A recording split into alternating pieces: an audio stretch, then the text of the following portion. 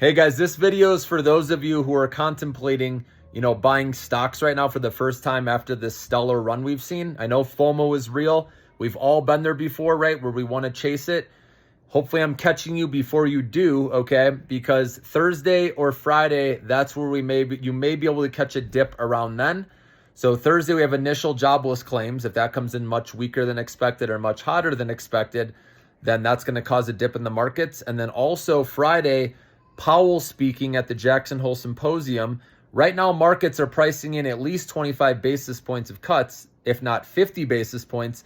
But Jerome Powell could easily say the same stuff he says, where we need to see more data, right? We're in the right direction, but we need to have more proof still. If he says that, investors are going to be like, are you kidding me? Why can't you just admit that an interest rate cut is coming? And that could cause, some jittery investors and have people selling off their shares, or again, the algorithms, right? So those 2 days, you may be able to catch a dip, and you let the dip play out, though. You got to give it a few days for the dust to settle. So maybe next week, right, would be a better opportunity to enter, some stocks that you like, okay? But for right now, I do see upside with the IWM index. Again, I would have preferred you getting in this, a long time ago, and I recommend in the low 200s, or even when it went to 199, or went as low as 196, but I was buying, 197, 198, 199. I also did buy some in the lower 200s as well, guys, okay? But I think this is going to go retest those highs we saw not too long ago. Remember, it hit 228 before pulling back. That was that whole, worry over the carry trade, right, with Japan, where all stocks just tanked back down, okay? So I think it's going to go back up and test, 225 to 228 right in there at some point. So that's a nice gain from 215 right now.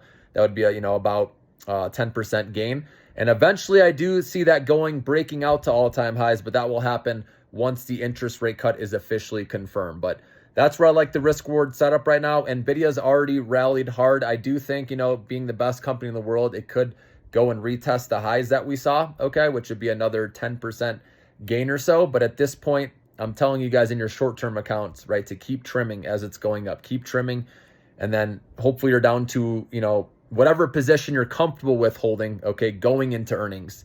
Because like I said, if it rallies hard going into earnings, I'm not going to have as much, right? If it was still low going into earnings, then I would have more, right? It's all about risk reward depending on where the price is at, right? So for me now, I can't recommend it now because I said I'm not going to do that. I said I was going to recommend it in the 90s and the hundreds, right?